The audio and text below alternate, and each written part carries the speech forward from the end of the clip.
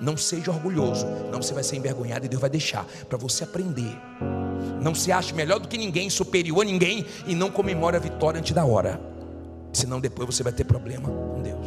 Na humildade você vai longe, no orgulho você vai a lugar nenhum, porque Deus não vai colocar a mão no orgulho. A humildade precede a honra, mas o gabar-se vem antes da ruína. Tem pessoas que Deus não dá vitória para ela não se perder, porque muita gente se perde depois da vitória.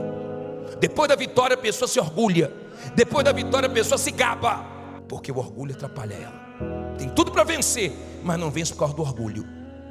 Você chegou aonde você chegou na fé, e se você sair da fé, você perde o que você conquistou com Deus. Até aqui você enfrentou muitas coisas na sua vida sem ter condições. Ou você continua na fé, ou você acaba perdendo o que você conquistou com Deus. Começou na fé, termine na fé. Aprenda isso, seja humilde.